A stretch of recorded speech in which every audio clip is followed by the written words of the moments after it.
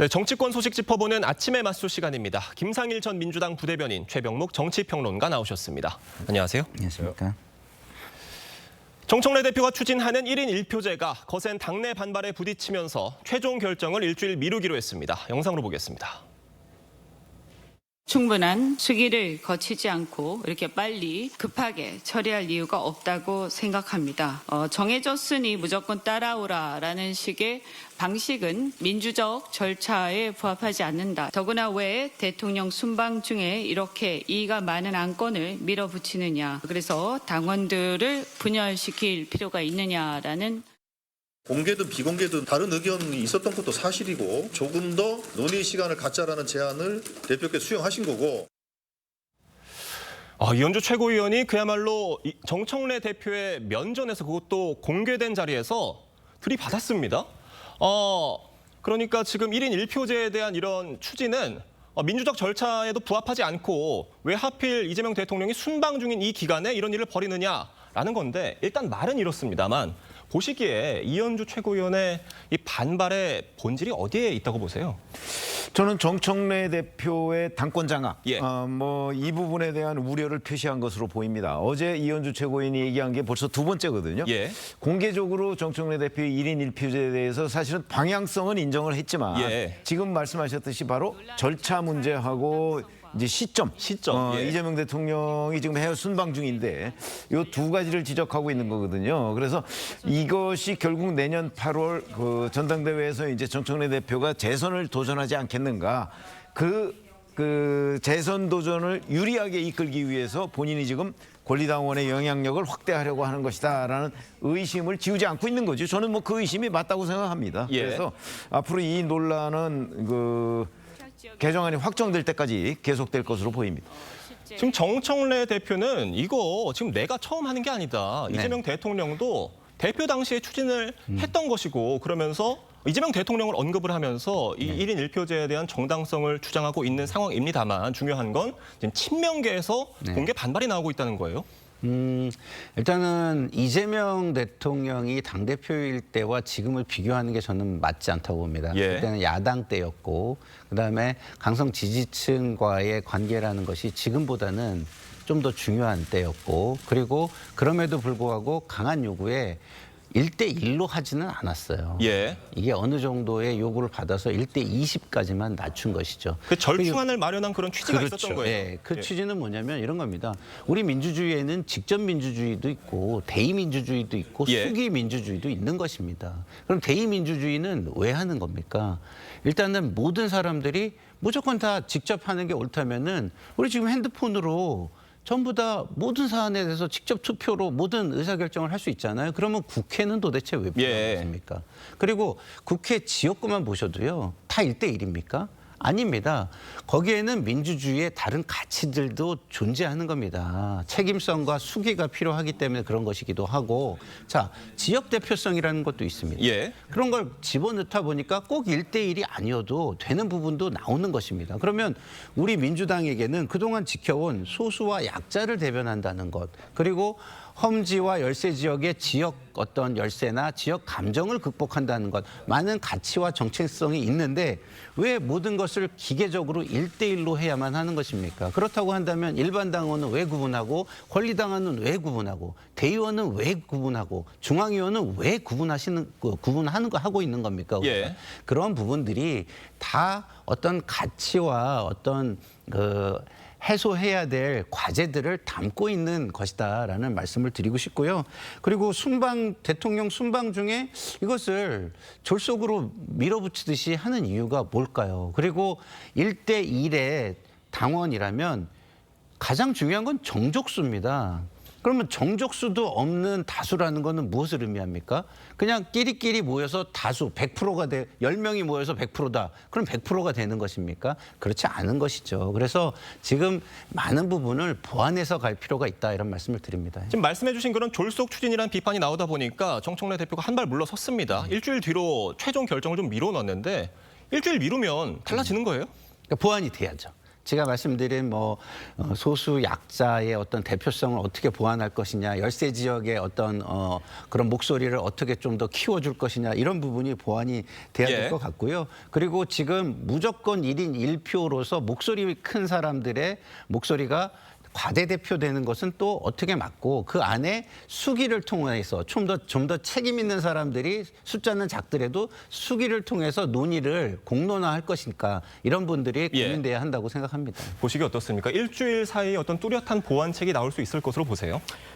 결국은 이게 이제 취약 지역, 예. 민주당으로서는 영남 지역이 취약하잖아요. 예. 그 취약 지역을 어떻게 대변할 수 있도록 하느냐 하는 그 장치만 남은 거예요. 예. 그러니까 제가 보기엔 1인 1표제라는 대세를 아마 친명계에서 역주행할 수는 없을 거예요. 그래서 일단 정청래 대표가 그 방향은 누구도 지금 부인할 수 없는 거기 때문에, 그게 이제 전면적인 1대1이냐 아니면 취약 지역을 약간 보완 장치를 두느냐인데, 정청래 대표로서는 취약 지역 보완 장치를 둔다고 하더라도 예. 일단 본인이 얘기한 1인 1표제의 전국 확산은 예. 일단 가능할 걸로 보이기 때문에, 일단 정치적으로는 상당한 이득을 아마 취하지 않을 수가 없을 것이다, 저는 이렇게 봅니다. 그러니까 1인 1표제 가능할 것이다. 결국 될 것이다. 네. 라는 말씀이신데, 된다고 한다면 강성 지지층의 목소리가 너무나도 커져버리게 되는 게 아니냐라는 우려의 목소리가 당내에서 나오고 있는 것 같습니다. 그렇기 때문에 제가 정족수 문제를 말씀을 드린 예. 겁니다. 강성 지지층 목소리가 강하면 중도층과 합리적 지지층의 목소리는 억눌려지게 되겠죠. 그러면 표현 자체가 억눌려지면은요, 투표에 임하지 않는 경우가 많습니다. 그런 경우에 우리는 정족수가 필요한 것입니다.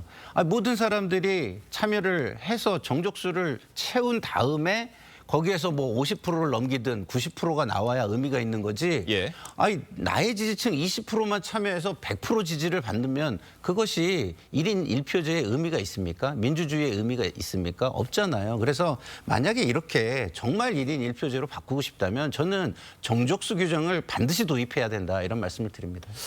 자, 지금 정청래 대표가 속도 조절에 들어간 상황이지만 일부 친명 당원들 사이에서 개정안 의결에 대해 무효 확인 가처분 소송을 하자, 이런 목소리도 나오고 있다고 합니다. 그런데 정청래 대표가 1인 1표제에 대해서 당원들의 압도적 지지가 있었다라고 얘기를 했는데, 왜 이런 반발이 나오는 거라고 보세요? 이거 뭐라고 그게 보십니까? 절차상의 문제인데요. 예. 당원 당규에 보면 사실은 이런 전당원 투표를 해야 할 대상, 이거에 대해서는 적격 심사를 거쳐야 하고, 그다음에 대상을 이렇게 쭉 명시해 놨어요. 예. 근데 그 명시한 거에 지금 정청래 대표가 이 1대1 대의원과 권리당원 이 1대1 투표제를, 이거를 과연 그 당원 당규에 맞게 해석을 했느냐, 또 적격 심사는 거쳤느냐, 이런 예. 문제를 제기해서 이제 가처분 신청을 내는 거거든요. 그거는 이제 당원 당규 법률적인 문제이기 때문에 그건 이제 별개로 하고, 그 추진은 이제 별도로 헌법재판소에서 진행이 되겠죠. 예. 만약에 낸다면.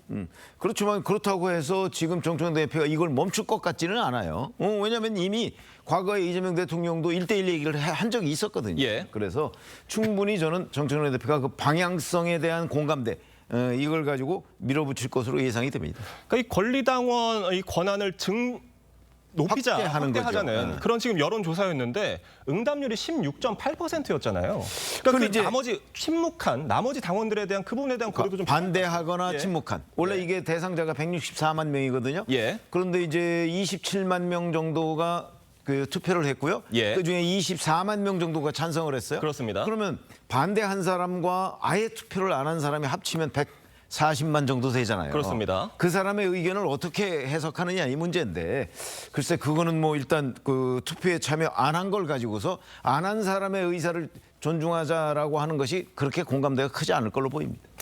자, 알겠습니다. 이번 사태를 보고 명청 갈등이 또다시 재현됐다, 이런 시각도 있습니다. 지금 당내 일각에서는 친명계 당권 주자로 김민석 총리의 이름 거론되고 있다는 이야기도 있어요. 네. 사실은요, 저희가 불법개혁 이후에 정치적 환경과 과제가 엄중합니다. 이것을 굉장히 안정화시키고 정말 통합의 리더십을 발전해서 만들어서 그런 걸 통해 가지고 국가의 안정과 발전을 이루고 성공한 정부, 성공한 집권당, 정당이 돼야만 하는 거 아니겠습니까? 예. 그런 상황에서 명청 갈등 이런 얘기가 나오는 거는요. 정말 멍청한 갈등을 하고 있는 겁니다. 멍청한 갈등. 예. 명청 갈등이 아니라 멍청 갈등이죠. 예. 자, 이런 상황 속에서 왜 이런 일이 벌어질까요? 논란이 자명한데 왜 이런 일이 생길까요? 소수의 자기 욕심이 작동하는 거 아닌가 저는 이런 말씀을 드리고 그런 소수의 욕심 때문에 전체적인 당과 정권의 어떤 성공을 가로막거나 그것에 발목을 잡는 요소가 돼서는 안 된다 이런 말씀을 드리고 싶습니다. 알겠습니다. 이 명청 갈등과 관련해서는 다소 단정적인 표현이 있었다는 점 저희가 짚고 넘어가겠습니다. 자, 이번엔 국민의힘으로 가겠습니다. 야당에서도 지방선거 경선룰 당심 비율을 50%에서 70%로 올리는 방안이 거론됐다가 당내 반발에 부딪혔습니다. 지도부 입장 들어보겠습니다. 우선 당신 비율을 70%로 늘린 게 민심에 역행하는 거다 이런 당내 비판들이 좀 있는데 아직 지방선거 총괄 기획단이 당원 당심 비율을 올리는 거에 대해서 보고를 받지를 못했습니다. 그래서 당대표께서도 이 부분에 대해서는 전혀 사전에 협의되거나 보고받은 적이 없다는 점을 분명히 말씀드리고요. 그러니까 박성훈 대변인의 말은 지금 이 당원 투표 70%, 50%로 관련해서 지금 뭐 하겠다, 하지 않겠다 이게 아니라 보고받지 않았다라고 얘기를 했습니다. 이 말 어떻게 그러니까 보십니까? 당론으로 확정되지 않았다. 뭐 예. 이런 의미로 보여요. 예. 그러니까 그 당심 70%라는 거는 지금 나경원 의원이 맡고 있는 지방선거 기획단, 그 기획단 수준의 아이디어다. 뭐 이런 얘기입니다. 그러니까 이제 대표가 보고를 받고 나서 최종 결정을 하는 단계가 남아 있다. 이런 주장인데 어쨌든 저런 얘기는 혹시 사전에 보고가 되지는 않았을까? 네. 이제 그리고 나서 그 안을 짜지 않았겠습니까? 뭐 그런 의심도 들고 예. 어찌 됐든 간에 지금 정청래 대표 얘기를 했습니다마는 당심을 확대한다는 의미는 그러면 이제 민심을 줄인다는 거하고 같은 얘기잖아요. 예. 그럼 민심을 줄인다는 얘기는 결국 민심과 멀어진다는 얘기하고도 비슷한 얘기가 되거든요. 그래서 여야 모두 자꾸 본인들의 강성 지지층만을 보고서 지금 정치를 하는 것이 아닌가. 그것이 어찌 보면 진짜 국민적인 심판을 여야 모두 받을 가능성을 오히려 높이고 있는 거다. 저는 이렇게 생각합니다. 결국 이 국민의힘의 경선 룰도 지금 민주당에서 추진하는 1인 1표제와 비슷하다. 결국 민심보다 강성 지지층의 목소리를 더 듣겠다라는 의미로 지금 해석이 되고 있는데 어떻게 보십니까? 결국 중요한 건 본선 경쟁력 아니겠어요? 정당의 본질에 대해서 저는 오해가 있는 것 같습니다. 예. 물론 정당은요. 같은 목표와 같은 사람들이 모여가지고 정권을 획득하기 위한 집단이지만요. 예. 그 정당의 기본적인 목표는요. 공동체와 국민 국가의 이익을 위한 것이어야 하는 겁니다. 그렇기 때문에 우리가 제도로 뒷받침하고 세금으로 지원을 해주고 있는 것이죠. 그런 게 아니라 일부의 자기 이익을 위한 이익 집단으로 변모한다면 그것은 정당이라고 말할 수 없는 것이죠. 우리가 정당과 이익 집단을 분명히 구분해야 되는데 요즘의 정치권은 마치 자신들의 이익을 관철하는 이익 집단이 정당이다라고 잘못 생각하고 있는 것 아닌가 이런 생각이 듭니다. 다시 말해서 예. 국가와 국민의 의사 이런 것들을 조화롭게 반영하고 그것을 공동체의 발전을 위해서 목표를 정해서 함께 움직이려는 의지, 선한 의지가 바탕이 되어야 하는 것이다라는 말씀을 드리고 싶습니다. 알겠습니다. 자, 내년 지방선거 출마가 예상되는 지자체장들이 계엄에 대한 사과를 촉구하고 나섰지만 당 지도부 기류는 상당히 다른 것 같습니다. 장동혁 대표, 여전히 우리끼리 좀 똘똘 뭉쳐야 된다 이런 입장이에요. 뭉치고 나서 외연 확장을 해야 된다 이런 기류로 보이는데 예. 또 언제까지 뭉치고 예. 언제부터 외연 확장을 할 것이며 그다음에 그 외연 확장의 시기에 본인이 선언을 한다고 그래서 정말 말처럼 외연 확장이 되는 것이냐 하는 의문이 제기되고 있는 거예요. 네. 지금 오세훈 서울시장이나 아니면 박형준 부산시장이나 모두 현장에서 어찌 보면 당에 못지않게 현장의 분위기를 잘 알지 않겠습니까? 더군다나 내년 6월 지방선거면 지금 뭐 7개월 정도밖에 남지 않았습니다. 근데 그 사람들이 지금 이 비상계엄에 대해서 사과하고 반성하고 그러면서 외연 확장을 지금 해야 된다. 예. 왜냐하면 12월 3일이 비상계엄 1년이 되는 날이잖아요. 그러니까 이때 또 실기하면 언제 할 것이냐 지금 이런 요구를 하고 있는 건데 그 장동혁 대표는 그 이제 순서상 좀 다른 것으로 보여요. 그런데 지금 장동혁 대표가 깨달아야 할 부분은 본인이 지금 이제 곧 100일이 됩니다. 취임한 지. 예. 그렇죠. 근데 당의 지지율은 여전히 그 상태예요. 그냥 박스권에 갇혀서 전혀 오르지 않고 있어요. 거기다 본인이 리더십에 대한 평가도 그렇게 긍정적이지 않아요.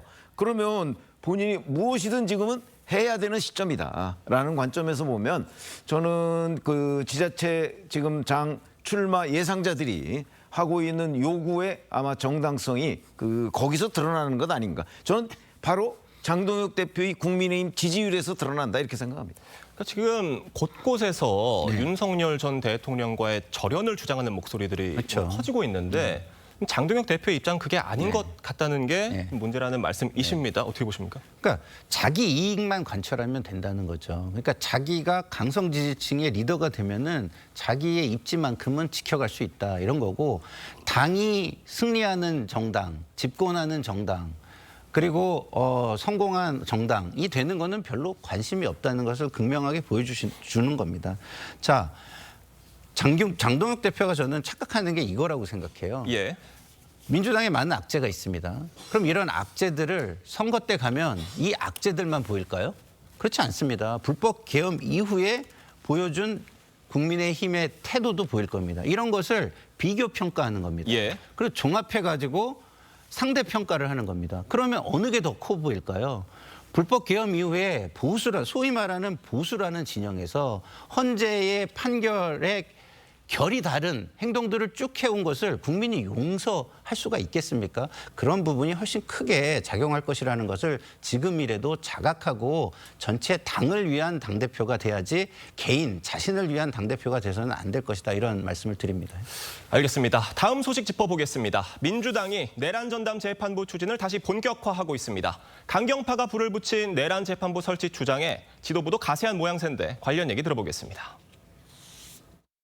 윤석열의 두 번째 석방만은 무슨 일이 있어도 반드시 막아야 합니다. 전담재판부야말로 내란을 완전히 종식시키는 내란 전담재판부 당연히 설치합니다. 국민의 명령입니다. 여기에 대해 더 이상 소랑설레하지 않기를 바랍니다. 대통령님께서 순방을 마치고 귀국하시면 차질 없이 처리하도록 하겠습니다. 지금 중요한 건 김병기 원내대표 입에서 저 말이 나왔다는 것 같아요. 그렇죠. 지금까지 지도부에서는 논의하지 예. 않았다. 이런 입장을 유지하고 있었는데 어제 갑자기 이제 국민의 명령이 나온 겁니다. 예. 이렇게 되면 이제 지도부가 공식화한 거죠. 그러면 하게 되겠죠. 자, 그러면 이제 왜 이렇게 하려고 하느냐. 예. 의도가 이제 문제가 될 텐데 글쎄 뭐 여러 가지 목적이 있을 수 있지만 뭐 그 첫 번째는 아마 그 지금 임박했잖아요. 내란 그 이른바 재판부의 선고가. 예. 그러니까 그 재판부를 압박하기 위한 것 아닌가. 뭐 그 목적이 저는 가장 크다고 봅니다. 그 압박해서 결국 여기서 뭐 확실하게 유죄 판결을 내려라 뭐 하는 의미겠죠. 그다음에 또 하나는 이런 것들을 계속 추진하는 사람들이 사실은 내년 지방선거에 출마하기 위한 거예요. 그러니까 그 사람들은 뭔가 그 자기 정치를 해야 할 이유 뭐 이런 거에 이제 결국 지도부가 편승했다 뭐 이런 의미도 담고 있는 것으로 보입니다. 그러니까 뭐 말씀해주신 내란 재판 관련한 1심 선고들 또 그리고 추경호 전 원내대표에 대한 영장실질심사도 지금 이루어질 가능성이 있는 상황인데 이 내란 재판부 설치 추진하는 그 화살이 어디를 향하고 있다고 보세요? 화살이 어디를 예. 향하고 있느냐라는 것보다 저는 이런 말씀을 좀 드리고 싶어요. 민주당이 이런 것들을 어떤 표적을 가지고 예. 이렇게 추진하는 것이다. 이렇게 오해하는 분들도 있을 수 있겠죠. 그렇지만 저는요. 지금 사법부가 좀 각성을 해야 된다고 봅니다. 왜냐하면 불법 계엄 이후에 사회가 엄청나게 혼란스럽고 그 불법 계엄에 대한 사실상 인정을 하지 않고 반성도 하지도 않고 사과도 하지 않는 세력이 존재하고 있어요. 그리고 그 이슈를 중심으로 어마어마한 사회적 갈등과 국가적 갈등이 커져가고 있습니다. 자, 그러면 이거에 대한 종지부를 누가 찍을 수 있을까요? 사법부가 예. 책임감을 가지고 좀 속도감 있게 재판을 진행해 주셔야 돼요. 물론 거기에는 공정하기 위해서 국민들과의 소통을 강화하고 투명성을 가지고 그 결론에 대해서 큰 이견이 없게 하는 장치도 함께 마련을 해서 추진을 해 주셔야 되겠지만 이렇게 질질 끄는 듯한 느낌을 주고 사회 갈등을 방치하는 듯한 느낌을 주는 것은 저는 사법부가 책임감이 없고 사법 불신을 굉장히 키우는 요소가 된다. 그렇기 때문에 내란 전담 재판부 이야기가 처음에 나올 때 저는 굉장히 강하게 비판했던 사람인데 예. 지금 시간이 흐르면 흐를수록 이거 조금씩 필요성이 있는 거 아니야? 이런 느낌이 점점 들고 있다는 거예요. 그래서 저 같은 사람을 만들지 않기 위해서도 사법부가 조금 더 책임감을 저는 가져주시면 좋겠다라고 개인적으로 부탁을 드립니다. 근데 제가 예. 보기에는 뭐 졸속 재판을 하라는 요구인가요? 그냥 뭐 이게 내란이라는 혐의입니다. 아니 내란이라는 혐의를 사실은 올해 초부터 지금 재판하고 있는데 이거 얼마 안 걸렸어요, 지금. 그리고서 그 1월에 선고한다는 거 아니겠어요? 근데 그걸 가지고 빨리 안 한다고 얘기하는 건 민주당 프레임이고요. 그냥 내재를 알렸다 하고 끝내라는 얘기밖에 안 되기 때문에 제가 보기에는 뭐 충분히 늑장 재판 비판을 받을 정도는 아니다, 이렇게 생각합니다. 뭐 말씀해주신 그 처음에 이 내란 전담 재판부에 대한 비판적인 네. 목소리들, 뭐 초반에 나왔던 그런 목소리들을 제가 생각해 보면 결국 위헌 소지가 있다 이런 지점들이었는데 민주당은 이 위헌 소지를 피하기 위해서 2심부터 도입하겠다고 얘기를 했는데 이게 근데 1심부터 하면 우연이고 2심부터 하면 우연 소지가 없나요? 그 법률가들한테 아마 물어보시면 다 알겠지만 1심에서 하나 2심에서 하나 이 본질은 사법부의 독립 침해예요. 그게 예. 헌법에 규정이 돼 있거든요. 그러니까 그런 것들이 본질이지 뭐 마치 2심부터 하면 별 문제가 없는 것처럼 그거는 그 일반 국민들을 호도하는 주장이라고 저는 생각합니다. 헌법재판소로 이 문제가 가서 만약에 위헌 결정이 나올 경우에 네. 재판 자체가 무효화되는 사태가 발생할 수도 있잖아요. 민주당은 이런 부분에 대해서도 지금 생각을 하고 있는 그러니까 위헌이 되지 않는 장치들을 넣겠죠. 예를 들어 가지고 특별재판부라고 처음에는 불렀었어요. 예. 근데 특별재판부가 아니라 내란 같은 고도의 정치 행위를 재판하는 전담재판부. 그러니까 예. 요새는 뭐 과학기술이 발전하면 과학기술에 대한 전문성이 꼭 필요하잖아요. 재판부가. 그러면 그런 부분에 대해서 지적재산권이나 이런 데에 대해서는 전담재판부가 만들어지고 있는 추세거든요. 그렇게 한다면 위헌 논란은 또 피해갈 수 있는 것이고요. 그리고 또 재판부를 구성하는 데 있어서 법원에 전적인 구성 권한을 주고 무작위 배당 방식을 도입을 한다면 뭐 그것이 제가 볼 때는 위헌이 되지는 않을 것이다 이런 생각이 듭니다. 자, 이런 위헌 논란, 다양한 목소리들이 있는 것 같습니다. 자, 이런 상황에서도 내란 재판부 주장을 강하게 해온 건 주로 지방선거 출마 후보군들입니다. 이 당내 경선을 염두에 둔 선명성 경쟁이라는 평가가 나오는데 이 부분은 어떻게 보고 계세요? 왜 그러냐면 지금 윤석열 전 대통령의 내년 석방 가능성, 그다음에 더 나아가서는 뭐 무죄 가능성, 뭐 예. 이런 것까지도 얘기하고 있는 사람들이 바로 민주당의 강성 지지층들이에요. 이른바 개딸이라고 하는 강성 지지층들이거든요. 그렇기 때문에 그 강성 지지층의 그 지지를 이끌어내기 위해서는 그 사람들의 주장에 그 사실은 얹혀가야 돼요. 지금 바로 출마자들이 그런 거거든요. 그래서 이 출마자들은 이걸 겸해서 자기 정치를 하고 있는 것이다라는 비판을 피해가기는 어려울 걸로 보입니다. 알겠습니다. 오늘 두 분 말씀은 여기까지 듣겠습니다. 감사합니다.